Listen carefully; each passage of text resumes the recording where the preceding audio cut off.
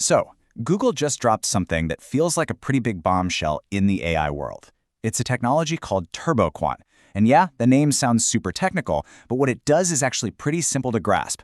We're going to break down exactly how this thing could seriously change the future of AI. You ever been in a really long, detailed chat with an AI, and all of a sudden, it just starts to lose the plot? Like it completely forgets what you were talking about just a few minutes ago? It's super frustrating, but the reason it happens might not be what you think. See, the problem isn't that the AI isn't smart enough. Nope. The real culprit is what you could call a hidden memory crisis. Every single thing you talk about has to be crammed into the AI's short-term memory to keep the context straight. And that memory space, it fills up way, way faster than you'd think. Now, this bottleneck has a technical name. It's called the KV cache. The best way to think of it is as the AI's high-speed digital cheat sheet. It's absolutely essential for tracking the conversation. But the longer you chat, the more clogged this cheat sheet gets, and it just eats up a massive amount of expensive GPU memory. That's what slows everything down and makes running these things so costly. And this is exactly where Google's new breakthrough, TurboQuant, enters the picture.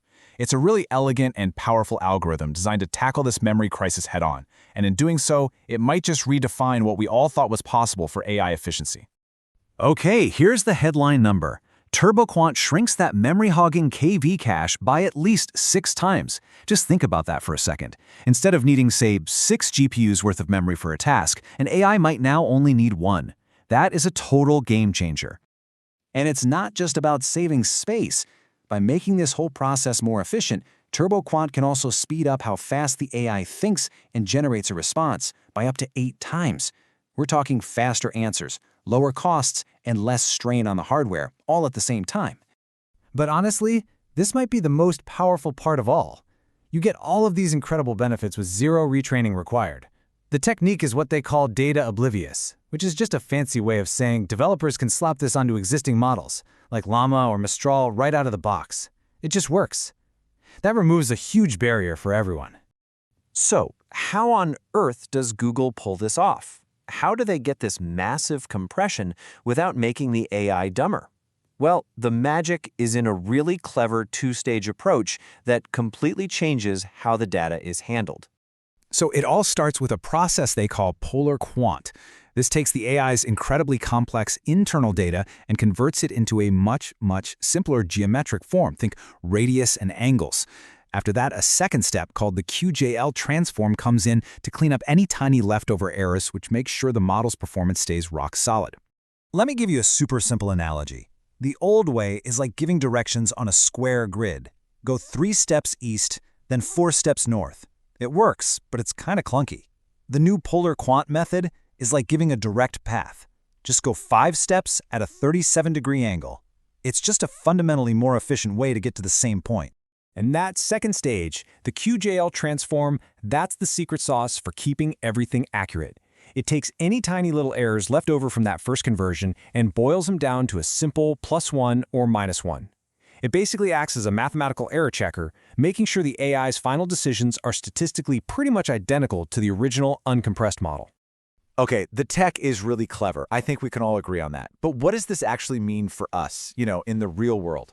Well, the impact here stretches all the way from these massive cloud data centers right down to the phone or laptop you're probably watching this on.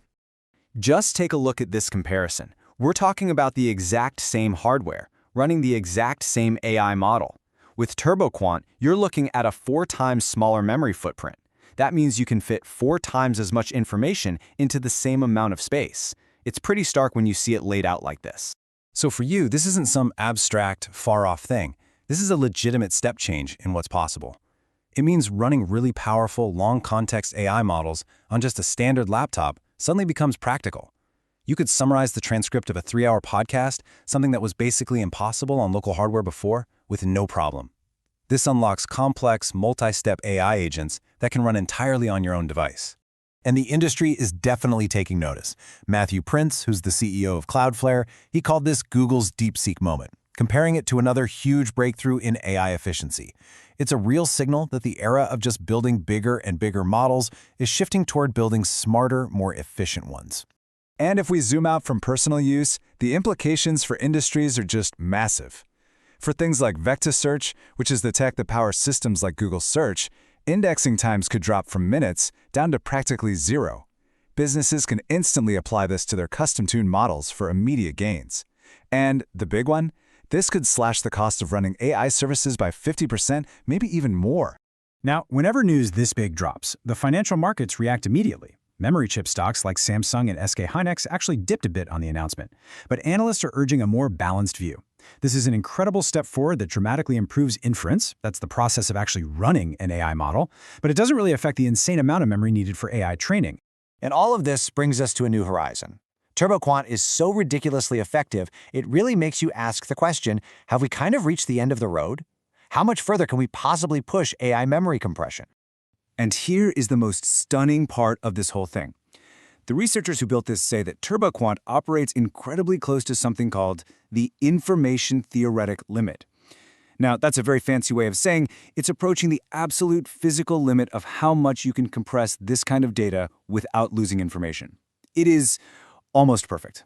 So if one of AI's biggest hidden problems, this memory crisis, is now on a clear path to being solved, it opens up a pretty fascinating final question.